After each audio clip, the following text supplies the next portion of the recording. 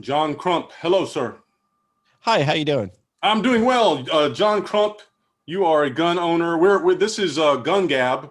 It's a show about good guns, good gun guys, good gun guys using good guns for good reasons. And that's the vast, it's like an automobile.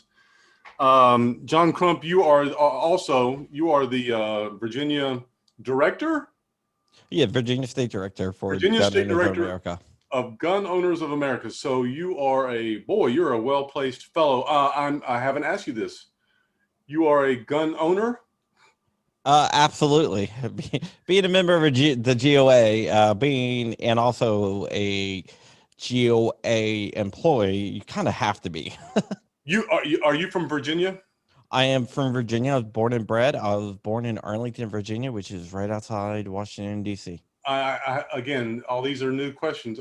Your mom or dad owned a gun? Yes, in fact, that's kind of why I got into guns. Not because my parents were big gun guys, but when I was around 1 years old, we had a home invader, and my mom was home alone. And he came in. He had a knife. My mom had a little 38 snub nose revolver, which used to be called a Saturday Night Special. And the guy, my mom actually first heard something at the front door. She went there. Nope, no one was there. Then she heard the back door break open. And this is before the age of cell phones. And I have four older sisters that were all there. So my mom confronted a guy downstairs with a knife with her 38 revolver and told him to get out. And he said no. And my mom's like, get out right now, or I'm going to shoot you. You take one more step forward, I will shoot you. And he's like, no, you won't. And he took one step forward, and my mom used her firearm to defend herself, me, and my sisters. And without that firearm, I might not be here speaking to you today. Did she kill him? She grievously wounded him. So he was not walking after that. And I'm not She sure what she happened, but she he's still. begged him. She begged him. She Yeah, was she begged and showing it. pleaded to him. She was showing it. Yeah, What she was what showing it, what and part of him did not understand that she had a gun in her hand and was willing to use it? I don't understand. well, he saw a woman and thought, okay, well, this woman's obviously just trying to scare me. I'm not going to be afraid. And this was in Fairfax, Virginia, before So Fairfax was built up. We lived on a farm, so there so was you no have no neighbors coming. you were 1 years old. Yeah, You have no recollection. I have no recollection of that. My sisters do. 'Cause my sisters are older than me. My mom does. So my mom shot him, paralyzed him, and he never did that again to anyone else, of course. Was he under ready to serve time in prison or not necessarily? Yeah, he served time in prison. He was a serial rapist, and who knows what would have happened to my mom and my sisters, and maybe even me. So I don't know if I would be here speaking to you, and that's an honest answer. But I'm that's where my Second Amendment love comes from, because she used gun rights, which is a God given right.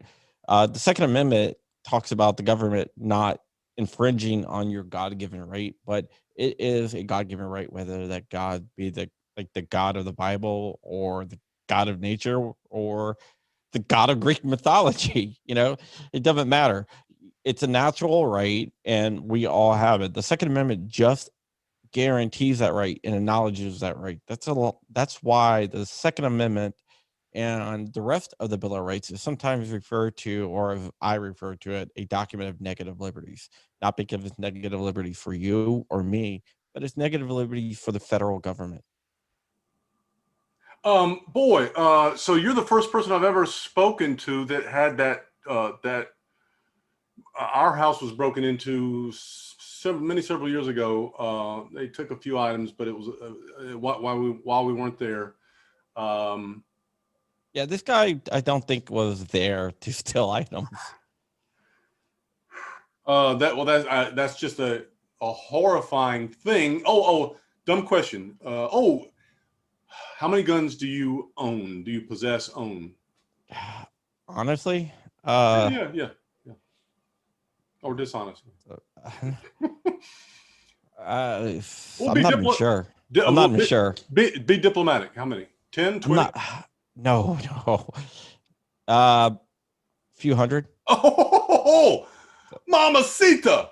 Yeah, I'm not even sure exactly how many. Because you're a collector, or because why do you have so No, many? I mean, I enjoy building guns. I enjoy the mechanics of it. I enjoy like really weird off the wall guns from history. Not only do I collect new stuff, which I do a lot of building with ARs and stuff like that, and I also build unfinished firearms receivers and frames. I have a little CNC machine where I CNC my own firearms out as well, and have 3D printers where I 3D print firearms as well. That's one of the reasons why I'm so against the ban on unfinished frames and receivers. Have you printed a gun?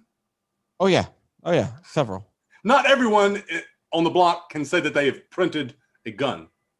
Oh yeah, I definitely have. I definitely have, yeah, and I've milled out guns from using my CNC machine as well. And a printed gun is a functional gun, isn't it?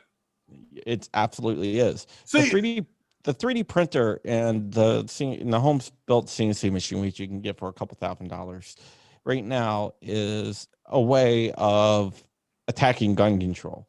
It's not that, I have to print out 3D guns, but the ability to be able to do so is a great ability because it invalidates all gun control. And I think that's why you're seeing this push to try to ban it, even though that Americans have been building their own firearms since the founding of the country. Even before the founding of our country, they've been building their own firearms. my first interview was with my cousin Scotty, and he mentioned that he was able to bless someone at 2 a.m. in the morning by being secure in his person because he was armed.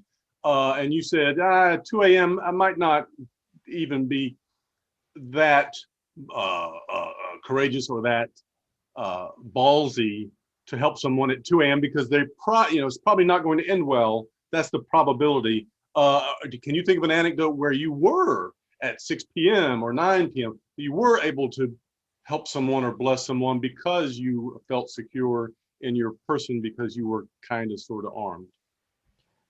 Oh yeah, I mean, very much so. It's there's many examples where I can give where the firearm didn't exactly give me courage, but it let me know. And what a lot of people don't think about is firearms actually makes you a little bit more cool-headed. So instead of going with the normal story where, hey, I didn't, I mean, I hope this guy got a little bit afraid because I had a firearm. I would rather go with the antidote where somebody was like road raging against me, and I could have beeped and they were yelling stuff because I guess I wasn't going fast enough.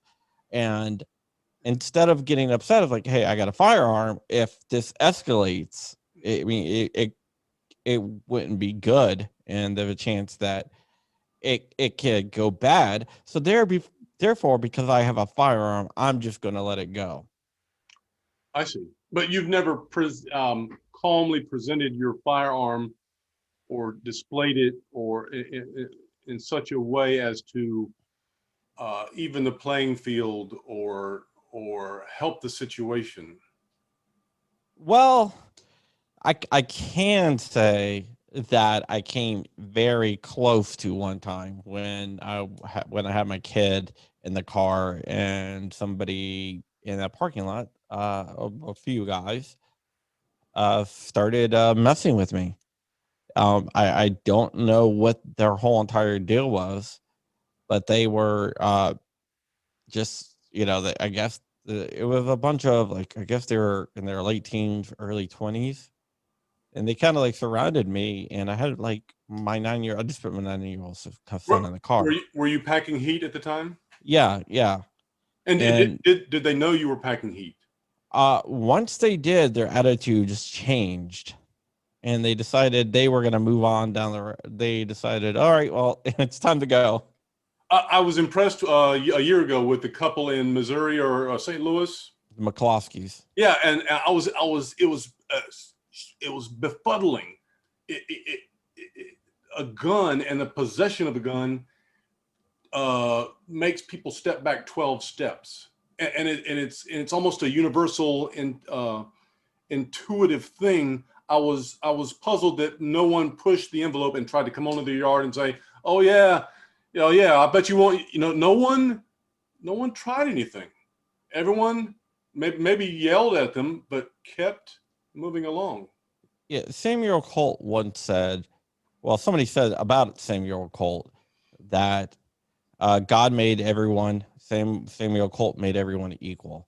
And that was because he produced a firearm, and now, especially for women right now, a firearm can be a great equalizer because a man, 9 out of 10 times is going to be stronger than a woman unless you run up against someone like a Gina Carano or a Yeah. Ronda Rousey, somebody who knows how to fight, Holly Holmes, Yeah. someone who's really, really good at fighting. Yeah. 9 out of 10 times, the man's going to be stronger than the woman. But when the woman has a gun, it equals the playing field. And if I had daughters, you sure as hell bet that I would be taking them to the range and teaching them how to shoot. It begs the question. I assume that gun ownership is generally down from 20 or 30 or 40 years ago. Is it Absolutely not? Is it up? Oh yeah, it's up right now. Gun ownership is as high as it's probably ever been. How does that bode for? I'm in New York. How does that bode for New York? Yeah. Tell me and tell my listeners if they want to own a gun. I know it's different in different states, but what's the first step that they take? What's the first thing that they should do?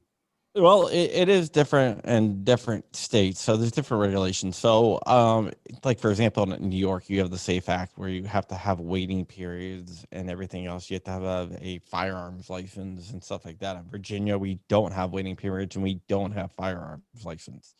So in Virginia, for example, you can walk in there, pick out the firearm you want, fill out your federal background check and your state background check, and you can walk out with the gun in the same day. Which means you still have to go through a background check and an evasive background check, which I'm not exactly for. But in New York, it's ridiculous. You have to get a pistol permit if you want to own a pistol, and then after that you have to buy the gun, and then you don't even get it that day. You actually have to wait 10 days, and in some cases that could be way too long. There was a woman in New Jersey who wanted to go buy a gun because she had a stalker, and she found out that she had a 10-day waiting period, so she purchased a gun specifically for the stalker, and before the 10 days was up, the stalker broke into her house and killed her. Now, if she had a gun, could he have still killed her? Absolutely. But what But she could were have the killed chances? him. But she could have killed him. But it could have also went a different way. It would have gave her a greater chance of surviving that encounter. What is the least expensive gun? Because I'm a cheapskate. What is the least expensive gun I can purchase generally? I mean, they have guns from all different prices, from your high point, which runs in the low 100s, which it's reliable, but it is also a boat anchor.